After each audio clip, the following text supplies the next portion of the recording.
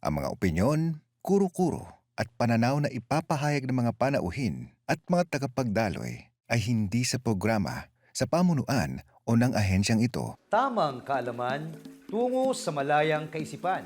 Ako po si Ferdy Isleta. Ang kultura ay susi sa kadakilaan. Ako po si Annie Luis. Isang oras lang ang kailangan. Ako po si Renena Peñas. Ito ang Padayon, the NCCA Art. Sulong na!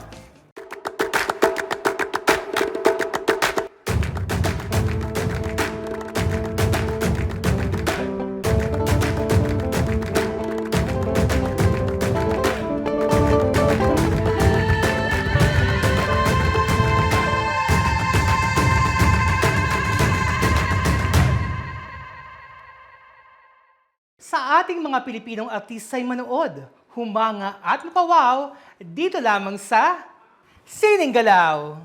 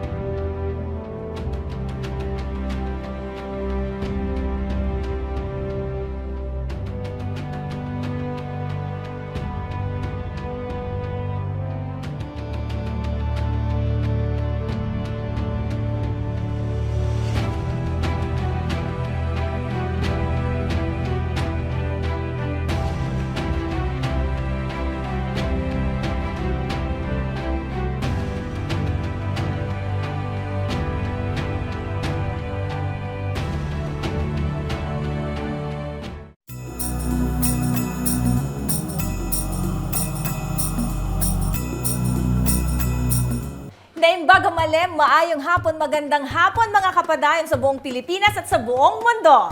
Ating matutunghayan ang ginanap ng mga art workshops para sa mga manggagawang pangkultura ng NCCA bilang bahagi pa rin ng ating pagdiriwang ng ika-35 taon ng Komisyon. Tama ka dyan, partner Annie, sa mga workshops na ito ay patuloy na magyayabong ang husay at galing ng ating mga kasamahan. Hindi lamang sa gawaing pangkultura, kundi pati na rin upang mailabas ang pagkamalikhain at bilang isang pamamaraan ng sining upang maibsan ang ating anxiety na pinagdaanan ng lahat sa panahon ng pandemya. Amping sining. Ika nga, dahil ang sining ay kumakalinga. Kaya't sa pangunguna ng Personal Development Committee ng NCCA, pinangunahan ng mga sumusunod na mahuhusay na resource persons ang iba't ibang palihan. Egai Tulusan Fernandez sa Visual Arts. Vim Nadera sa Panitikan. Butch Ibañez sa Film. at Anthony Cruz sa Dance Theater. Mga partners, hindi lang naging masaya, kundi makabuluhan pa ang mga ginanap na workshops. Kaya na pang hinihintay natin mga kapadayon, atin ang panoorin ang ginanap na proseso ng mga workshops at ang outputs ng ating mga kasamahan sa NCCA. May mga kulay, may mga katapat sa organ ng ating katawan. Kaya pag nakikita natin yung mga kulay na ginagamit natin pang araw-araw, mabilis, no? Para siyang vitamin, complete, sentrum, lahat ng kulay. Kaya kaya kasi natin, magaling ka pala eh, kasi wala kang sakit. Kaya yung konsepto ng yung workshop natin yun, malalabasin natin hindi yung paggalingan, kundi ano ba yung bawat isa sa atin ay meron tayong kwento sa buhay na ilalabas natin sa atin. At yun ang ating pagtatabihin.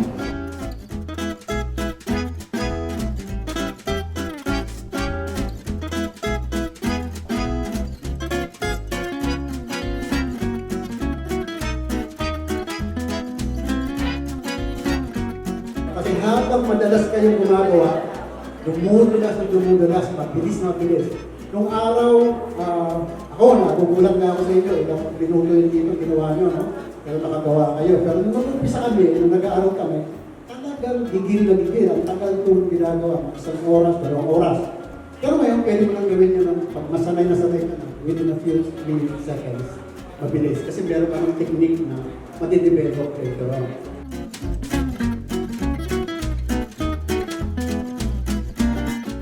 Yung ginagawa natin dito, kaya sinasabi ko na sana huwag na kayo gumamit ng eraser. No? Tuloy-tuloy lang, yung dagdag bawas lang ang gagawin. Ganun lang yung application.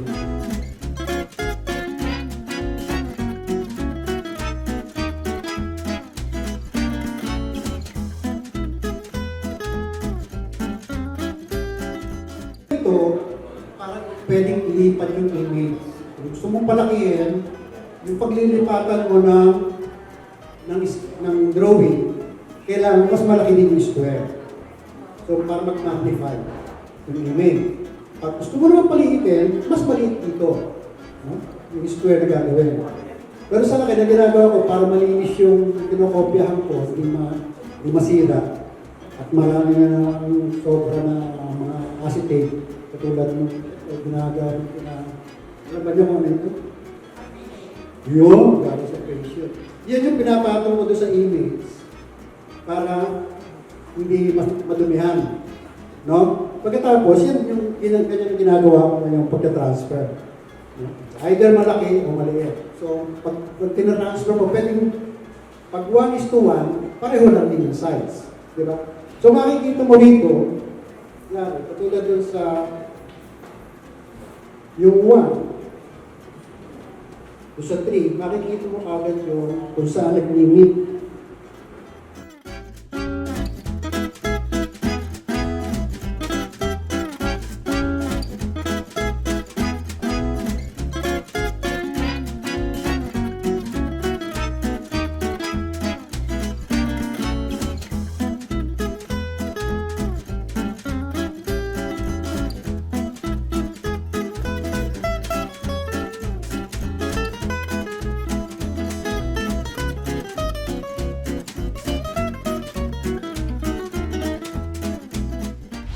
Production phase is actually the fastest, pinaka-maiksi na time na nire-devote sa 5 stages. It's the shortest, but it's the most expensive. So during this phase, ito na lahat ng resources ng pelikula, ginagawa nyo in that short amount of time. Malaki ang gastos per day. Per day ka mag-extend, accelerated ang expense mo. Pre-production is the longest. So have that in mind.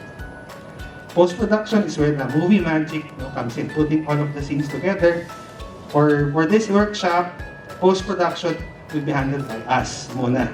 Ang concentration natin for you guys is shooting.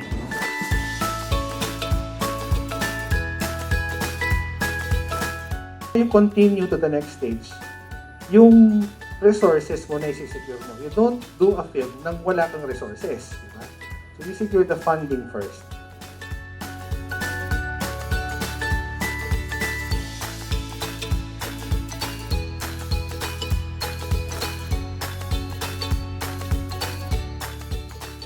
production design. Basically, ito yung nag-dictate ng look ng film. If the film is an 80s film, you have to make sure na yung space na ginagalawan ng actors and yung nakakover ng camera is all according to the general theme of the movie. Kung period piece siya, medyo mahirap gawin yun, no? But that's what a production designer does. Basically, yung papel niya.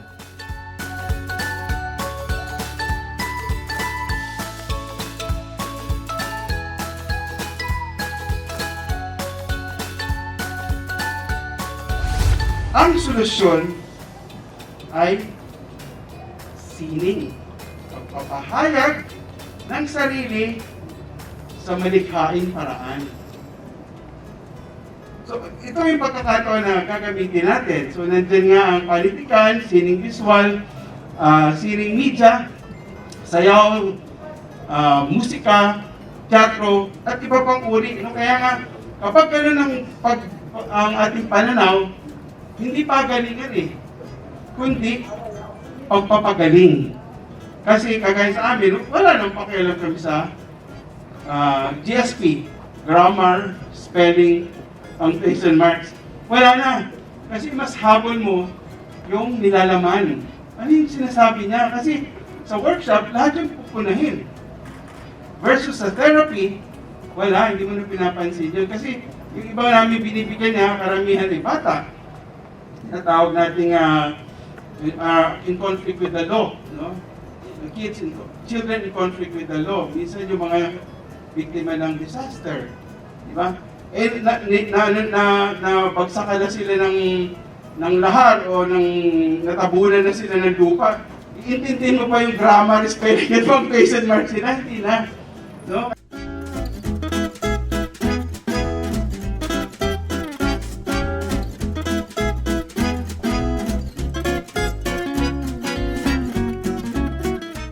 Pag narinig niyo yung kanta, di ba tumatahimik tayo pag narinig natin si Adele? Di ba? Di ba? Napapatahimik tayo. Kasi nakaka-relate tayo sa kinakanta ni Adele. Di ba? O lang Eraserheads. Magkahawak ang ating kamay at walang kamalay-malay na tinuruan mo ang puso ko na umibig ng tunay. Diba? Pag inulit mo yung verse, tumatakbo yung kwento. Tapos babalik ulit sa chorus, nag-iiba yung kwento, kumakapal.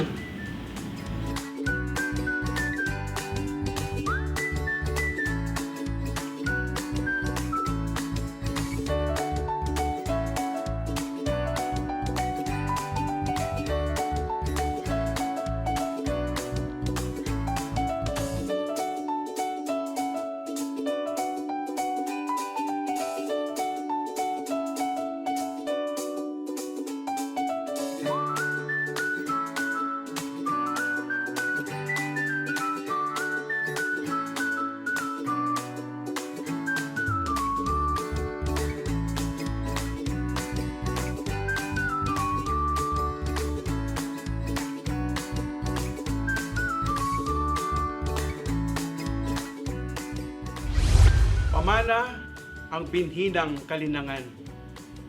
Umuusbong ang kasanayan mula sa pagmamahal. Dumadaloy sa batis ng mga gunita. Binubuo ng mga karanasan. Lipunin ang masa at magbigay buhay.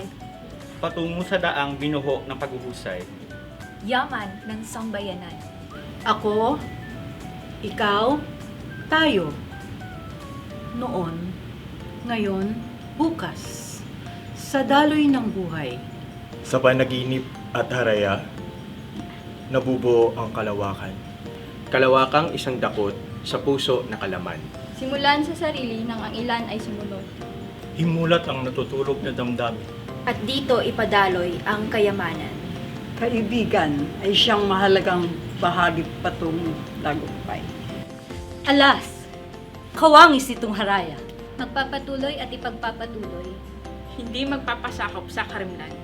Namulat at magkasalita para sa katotohanan. Para sa sarili lang? o sa Diyos o para sa bayan. Ngunit huwag malimot iangat ang kapwa at mga kaibigan. Kaunlarang hindi lang pansarili, kundi pampamayanan at pambansa. Kaagapay ang isa't isa sa pagpapaunlad. Sabay-sabay nating hulmahin at unawain. Ang bayan nagpapahalaga sa tunay na kalayaan ng sangkatauhan. I love NCCA!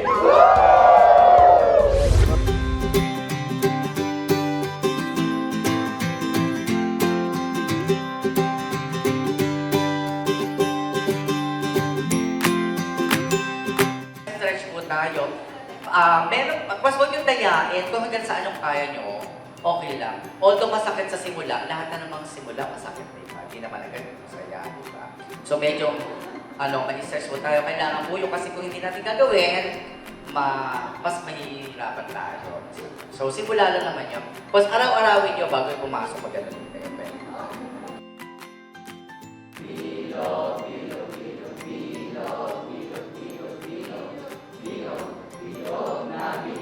Bilog, bilog, bilog, bilog, bilog, bilog, bilog, bilog, bilog, nasa pa!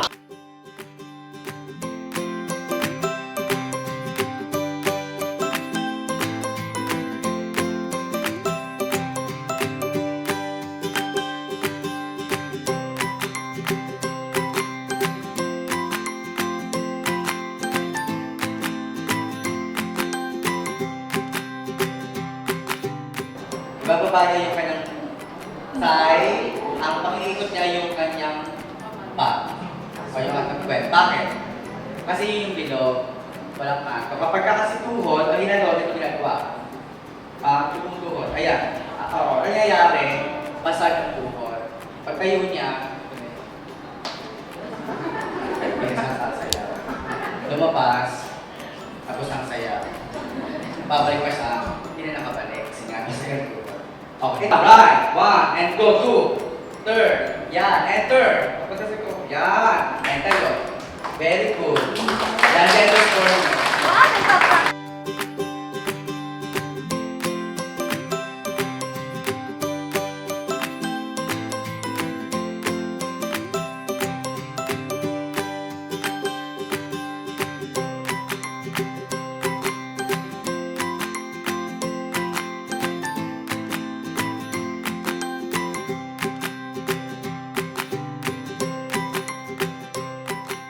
Ano ba yung pangalan niyo? Sige, sabihin mo, paano umiikot natin puso? Pangalan, given name, middle name, surname. Kung may junior, the third, the fourth, the 100, sabihin nyo, ha? Okay, go!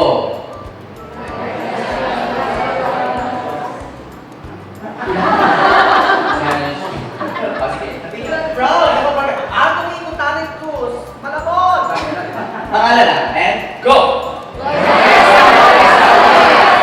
Yun. Dahil dyan, bilog!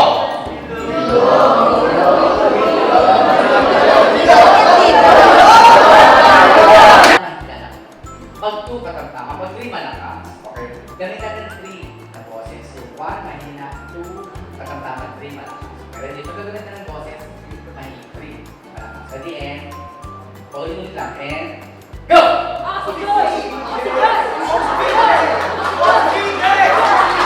Three! Okay.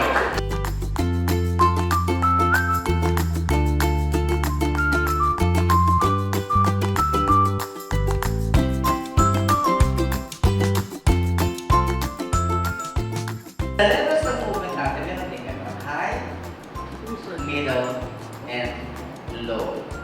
So, high point, middle point, higher point, middle point, low point. Pag high point, ang dalawa natin, this. Yan, nakataas. Kahit nakatayo, ganun po. Okay, ano pa rin yan, high point pa rin. Sabihin yung katawan natin sa ibang relax, nakatayo. Mataas yung level ng katawan natin. Sa espasyo, pala.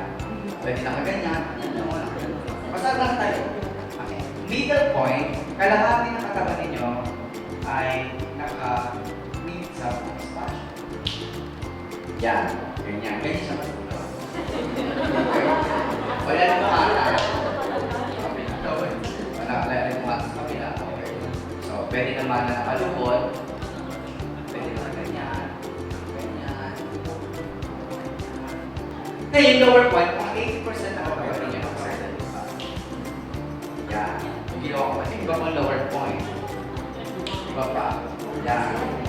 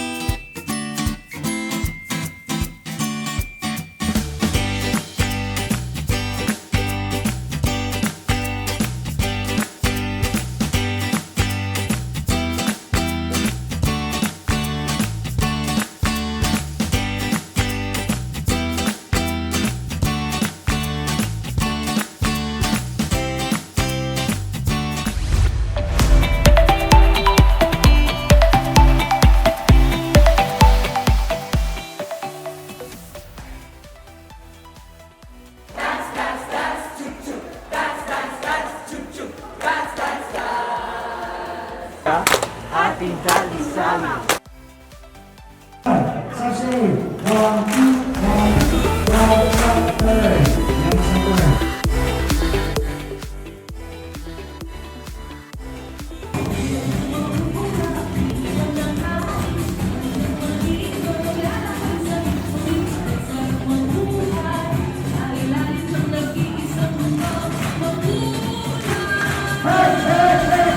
This is really a way by which we wanted to re-energize, to be able to have a space to talk to ourselves and to talk to the others, so that we would be able to push forward our pressure and our work na hindi din po natin nagagawa na pag nasa opisina po tayo. So, salamat sa mga sumama, and we are still remembering those who are not with us because of the constraint of the work. Pero, no, we celebrate their presence or their absence, and we also remember them here.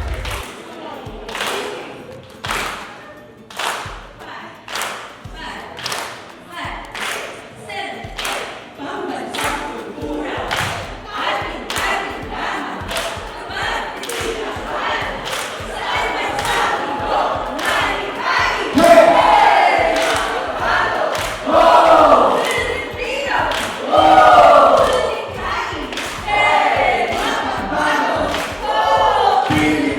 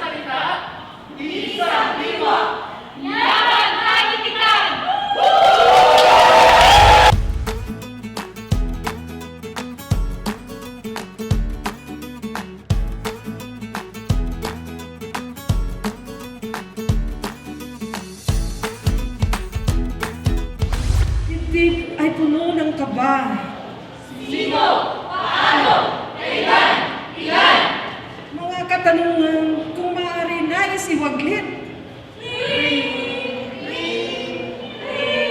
Sa bawat tunog mo ay humihibik.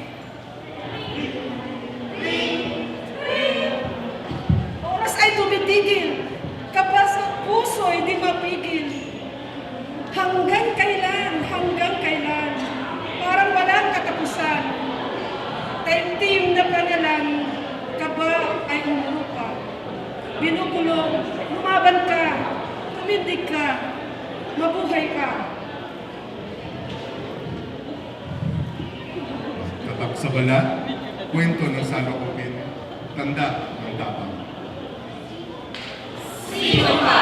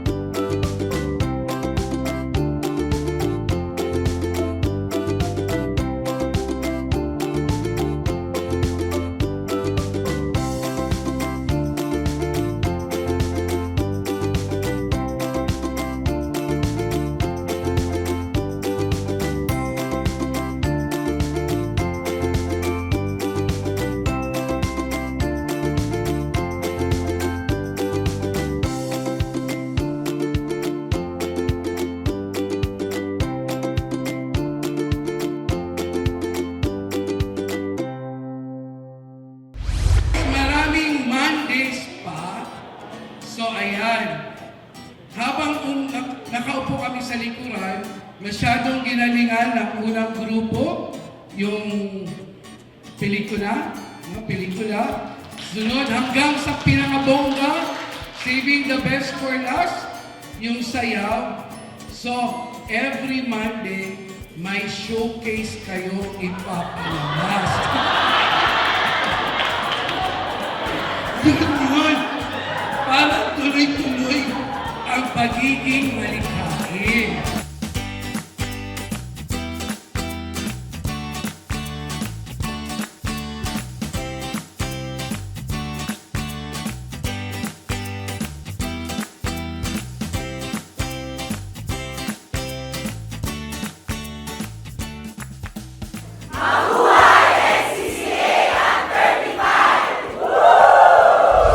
Ma-inspire at mapuno ng pag-asa sa mga kwento ng ating mga kababayang patuloy na lumalaban at bumabangon sa hamon ng ating panahon.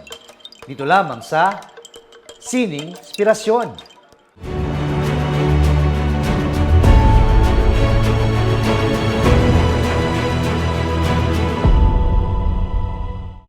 Hello po, I'm Matthew Melegrito and I'm currently a freshman student dito sa Tarlac State University, dito po sa Tarlac City.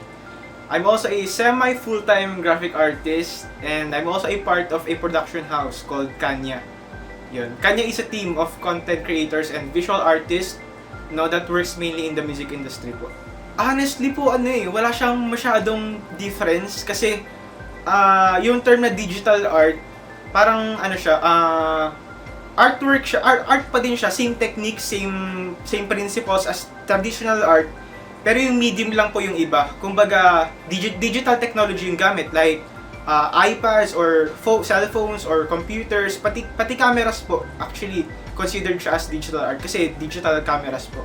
Me personally po, ang ginagamit ko is Photoshop, Illustrator, and After Effects po. Since medyo inclined naman na ako sa digital art, parang gusto kong i-incorporate yung techniques ng traditional art tapos idadala ko siya sa digital. Yun, para breaking boundaries, parang ganun. I'm a part of Kanya po. Yung Kanya po is a production house po. Yung Kanya po is a team of content creators and visual artists na nag-work po siya sa music industry po. Parang try nyo mag-explore ng different online art platforms. Parang it serve as an outlet ng mga artworks mo kasi hindi mo alam, baka mapansin ka ng other companies, parang lalago yung career mo through that. Ayun, and yung isa ko pong advice is, medyo cliche na siya, pero totoo po kasi, just keep creating and be yourself all the time. Mga kapadayon, bilang isang grants-giving agency, hatid ng NCCA ang iba't ibang proyekto na maaaring applyan ng iba't ibang organisasyon o individual ngayong taon para sa implementasyon sa taong 2023. Ang deadline ng submission ng mga project proposals ay sa Agosto 31, 2022. Ngayong hapon, handog namin sa inyo ang 2 video materials na nagpapaliwanag ng detalye ng proseso ng accreditation at ng grants program ng Komisyon. Tampok sa mga videos sina Binibining Dayan Medina at Ginoong Oni Carcamo. Kaya tutok na, mga kapadayon!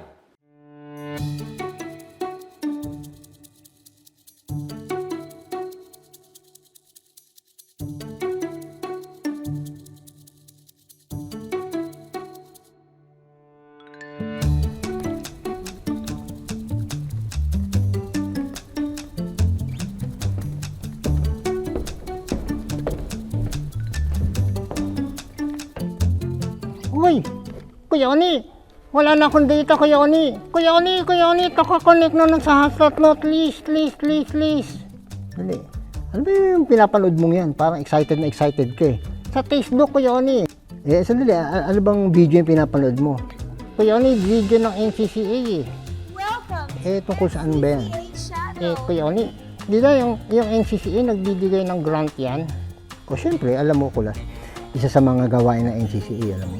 Magbigay ng grants, no, para sa promotion at preservation ng ating kultura at sining. Kuya Oni, grant ko yan? Grants, di ba? Paano nakakuha ng grant mula sa NCCA? Ba't mo tinatanong? Pwede daw ako, Kuya Oni, ako kukuha ng grant? Palagi ko hindi ka pwede. Bakit? Kasi bata ka pa eh. Ha? Kailangan tatanda lang. Ang nakalagay kasi dito, no? Ang makakatanggap ng grants mula sa NCCA dapat accredited na non-profit organization. Sino ka? Mga individuals. Okay. Local government unit. Okay. Government agencies. Ano ta? State university or college. Okay. Saka mga public school.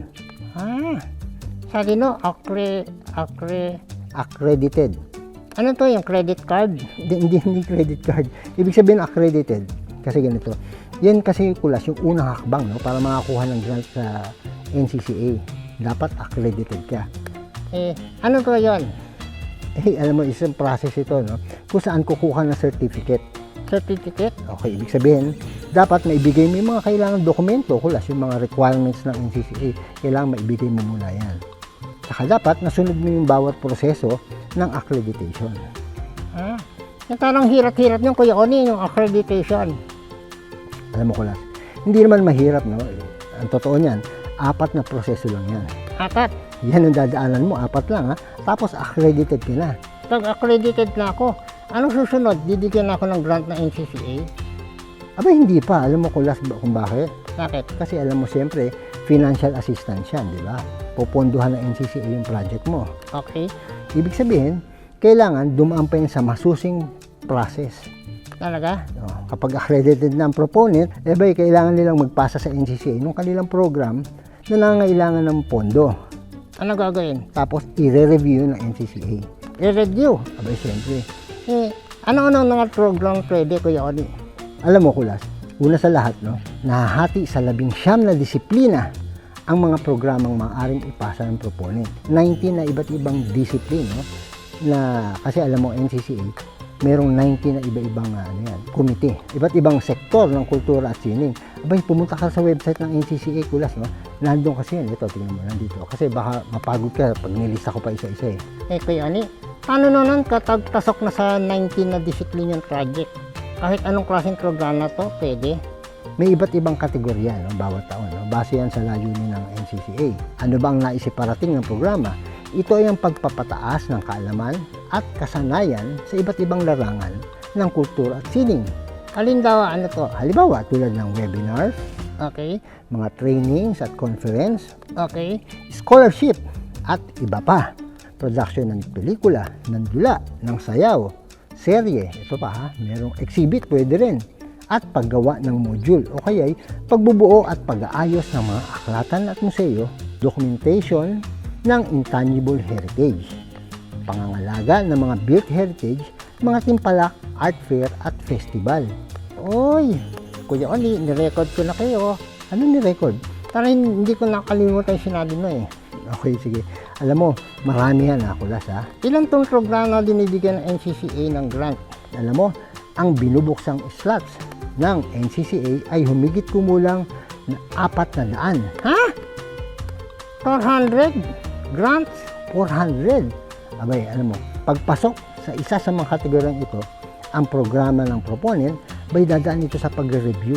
Okay? At kapag pumasa, sumasa ilalim naman sa 2-level evaluation ang project. Ano to yung 2-level evaluation? Ito ay proseso kung saan chinecheck, sinusuri at sinasala ng mga komite ng NCCA yung project na pinasa ng proponent. Pagkatapos ng evaluation ay magdidesisyon ang Board of Commissioners ng NCCA kung naaprubahan ang project o hindi. Okay? Pagkatapos, sasabihin nila sa proponent, oy, proponent na-approve na yung project mo. Tapos, Kuya Oni, didikay na yung pera, yung tondo? Hindi pa. Siyempre, yung grantee na may approved project ay dadaan muna sa orientation at signing of agreement. At yun na, makukuha na nila ang funds na kailangan ng project nila. Kuya Oni, pag nadigay na yung pera ng NCCA, okay na? Alam mo ko, hindi doon natatapos ang trabaho ng NCCA. Talaga? Siyempre, kailangan i-monitor pa nila ang project. Monitor, siyempre, kailangan malaman kung nagastos ba ng tama yung perang binigay nila. O kaya, baka meron pang mga dapat improve doon sa project ng proponent. Okay. Pagkatapos ng project, ipapasa ng grantee sa NCCA yung liquidation. Liquidation? Ano ito yung liquidation? Liquidation, ito yung listahan at dokumento ng mga nagastos sa paggawa ng project. Kasama rito ang terminal report o dokumento kung saan nakalagay yung implementation ng programa. Kapag naibigay na yun ng grantee, makakatanggap sila ng Certificate of Completion mula sa NCCA. Finish na? Tapos na sa taon na yun, pero pwede ulit sila maghanda at magpasa ng bagong project next year. Talaga, Kuya Oni? Uy, Kuya Oni, tignan na itong video sa Facebook, Kuya Oni, ng NCCA, oh. Ano yung nandyan? Parang yun, lahat ng sinabi nun, nandito eh. Tignan mo to. Pinakwento mo pa sa akin, nandyan naman pala eh. Ang lahat doon ng detalye ay nandito sa NCCA website. O kaya nga, ito nga yung binabasa natin ngayon eh. Tatakita ko yan sa mga teacher ko ah. Bakit? Nakaleron silang kilala na interesado eh. Sige. Uy, mukhang naubos na internet ko ah. Ha? Sige Kuya Oni, di-disconnect ko na. Thank you ah. Sige.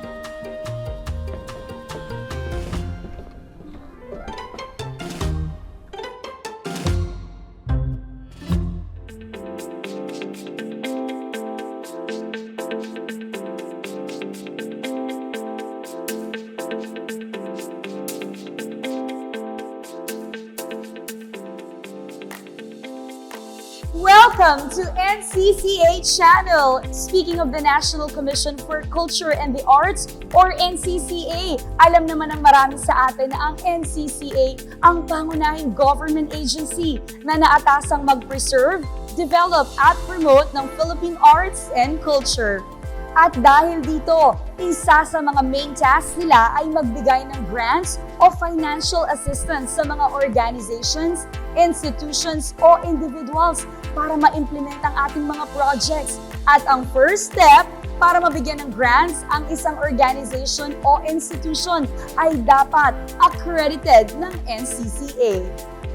But first, important note na ang mga NCCA officials, employees at executive council officers and members, kabilang ang kanilang mga kamag-anak up to 4th civil degree of affinity ay hindi maaaring ma-qualify for NCCA grants. So, sino-sino ba yung mga qualified for the NCCA grants? Una, ang mga civil society organizations o CSO, dapat ay registered sila sa Securities and Exchange Commission o SEC for at least 3 years. Ikalawa, people's organization na recognized ng mga cultural agencies, local government units, government agencies, academic institutions at iba pang recognized individuals or organizations. Sumunod ay Indigenous Peoples Organization na recognized at endorsed ng mga indigenous communities, local government units, National Commission on Indigenous People, National Commission on Muslim Filipinos, academic institutions at NCCA Executive Committee member. Ang mga individual ay maaari ring maging accredited for NCCA grants. Kailangan lamang ay mayroong good track record in implementing arts and culture projects and activities. Ang local government units din, government agencies and institution, state universities and colleges and public schools. Ang mga requirements para mag-apply to be qualified for NCCA grants ay makikita sa website ng NCCA. At kung pasok kayo sa criteria ng NCCA, stay with me and I will share the process of accreditation. First step, i-file ang lahat ng necessary documents sa NCCA. Next is the public notice and documentary review. Sa step na ito, ipopost ng NCCA ang list ng mga nag-submit for accreditation sa website for 7 days for the public's information at kung may mga derogatory reports. Kapag nakapasa ka sa second step, i-evaluate ng Accreditation and Grants Processing Office o AGPO ng NCCA yung mga proponent. And finally, issuance of accreditation certificate to the proponent. And there you have it! Kapag accredited na ng NCCA, ay maaari nang mag-proceed sa grants processing. Thank you so much for watching! Sana ay nakatulong ito sa inyong queries on NCCA accreditation process. And don't forget to share this video and subscribe to NCCA social media pages for more updates on NCCA's programs. This has been Diane Medina Ilustre, TV actress, TVOs. See you next time. Bye! Mwah!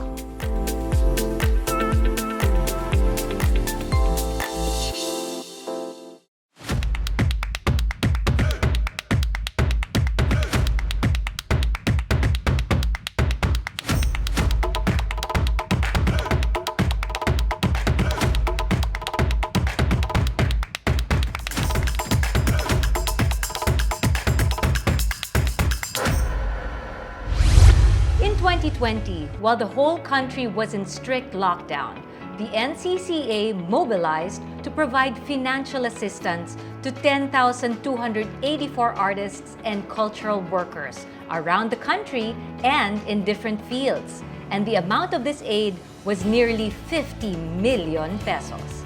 The NCCA also assisted them in accessing other sources of cash assistance. During the pandemic, the sector harnessed the possibilities of the digital platform to reach out to many people. And in 2020, Padayon, the NCCA Hour, a cultural program shown through social media platforms, was launched. Tamang kaalaman, tungo sa malayang kaisipan. Ako po si Ferdy Isleta. Ang kultura ay susi sa kadakilaan. Ako po si Annie Luis. Isang oras lang ang kailangan. Ako po si Renena Peñas. Ito ang Padayon, the NCCA Hour. Sulong na.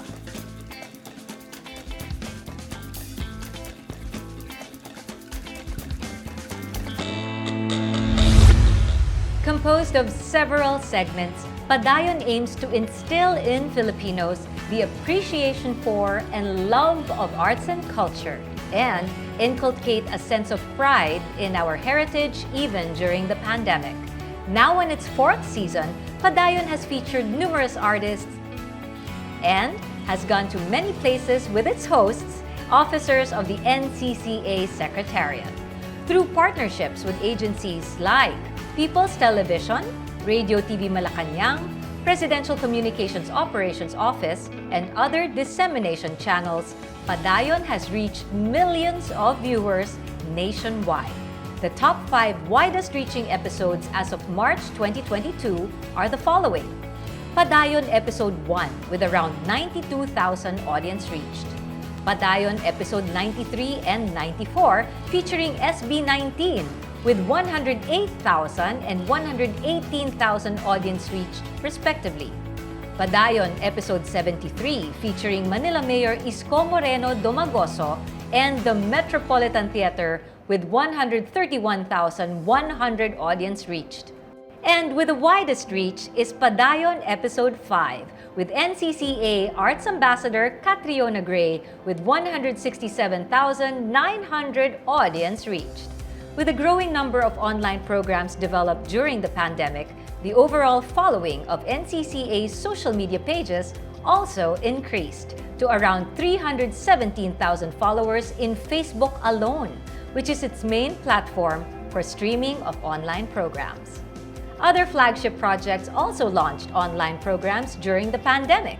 The first online webinar of the NCCA happened in May, that thing called Pamana webinar series, as part of the celebration of National Heritage Month in 2020. Also highlighting online performances in lieu of live events are the celebrations for Dance Exchange on Air and Sayaw Pinoy Goes Virtual of the National Committee on Dance. Dance Exchange on Air is a program of the NCD in celebration of International Dance Day held every April 29.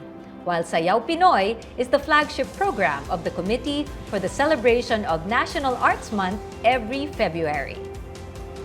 Also adapting into the virtual arena is the Dayao Indigenous Peoples Festival.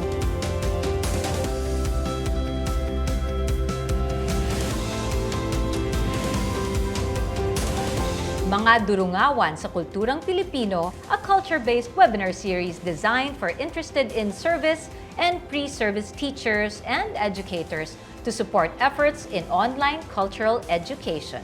It was also spearheaded by the Subcommission on Cultural Dissemination.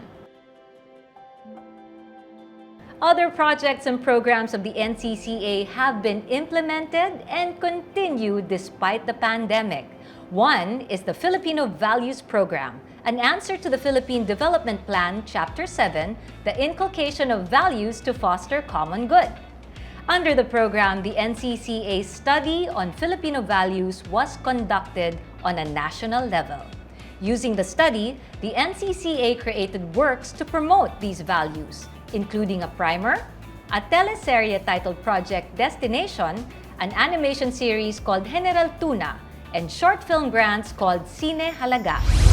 The Philippine Registry of Cultural Property is the repository of all information pertaining to cultural properties in the Philippines deemed significant to our cultural heritage.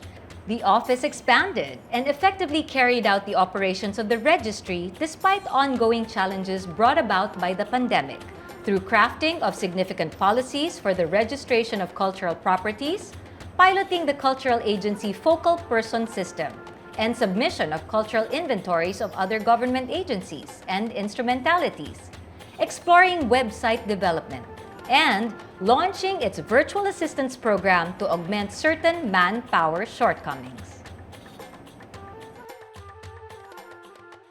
The Cultural Mapping Program is one of the technical assistance programs the NCCA offers to organizations or institutions to identify and document cultural properties. Many LGUs have benefited from orientations and training on cultural mapping nationwide. The NCCA has always honored excellence as well as spur creativity with several programs that bestow recognition to deserving works and artists.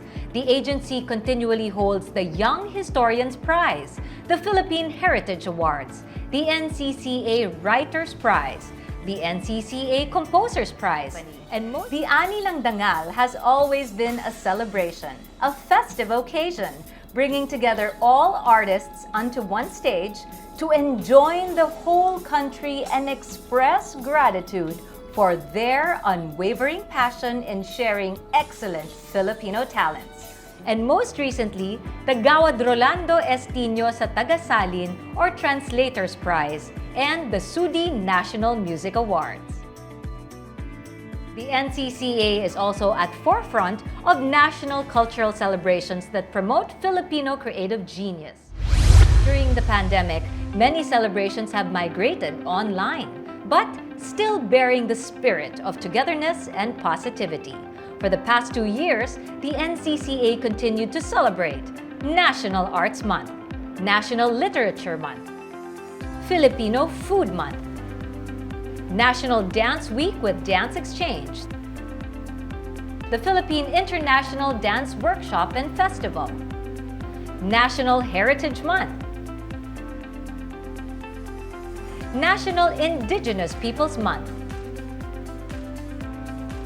Museums and Galleries Month, and Library and Information Services Month. The Philippine Cultural Education Program is designed to make cultural education accessible to all sectors of Philippine society, particularly the youth, teachers, artists, cultural workers, officials, and employees of the government, and members of the media and civil society. While the pandemic hampered face-to-face activities, the program was able to implement several projects to include virtual components. Through the International Affairs Office, the NCCA was able to maintain its cultural diplomacy and international cooperation through active participation in meetings, conferences, and collaborations. It is able to manage the Philippines' cultural arm, Centro Rizal, and support the programs of its numerous branches around the world. The Commission is also able to participate in the 2021 Venice Architecture Biennale and is also partaking in the 59th Venice Arts Biennale this 2022. Following health protocol, the NCCA Gallery has been closed for several months during the lockdowns, but it is able to provide virtual tours of its past exhibits through the NCCA website. Recently, the gallery has been opened again, serving as a vital venue for both emerging and established visual artists.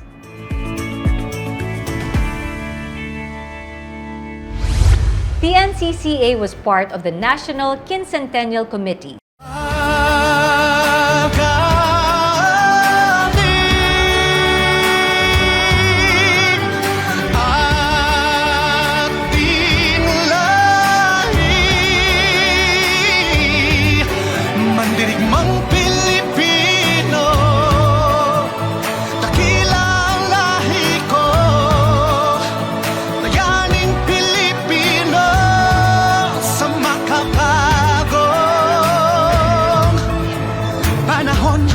Which held the 500th anniversary of the victory at Mactan, the Philippine part in the 500th anniversary of the first circumnavigation of the world, and other related events, collectively known as the 2021 Quincentennial Commemorations in the Philippines.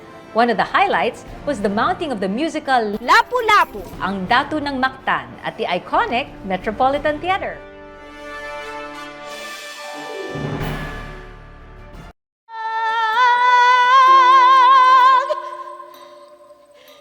Nanay, kahayag,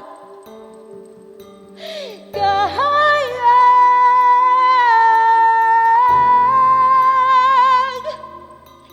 ikaw ang kahayag.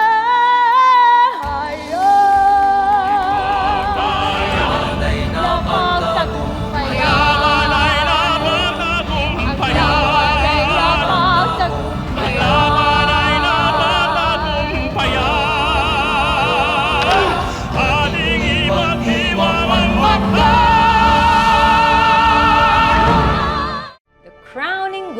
of the past year of the NCCA is the reopening of the Metropolitan Theater after several years of closure. Now, under the NCCA, the architectural marvel will once again rise as a center of culture of our country, shining like a beacon of hope and resurgence.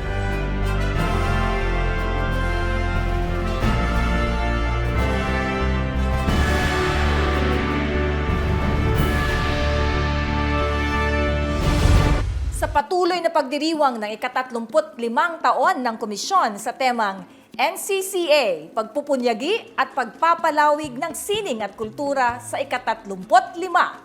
Tunay namang sumasagot ang ating mga naging tampok na kwento ngayong hapon sa nasabing tema. Tama ka dyan, partner. Kaya mga kapadayon, ano pang hinihintay nyo?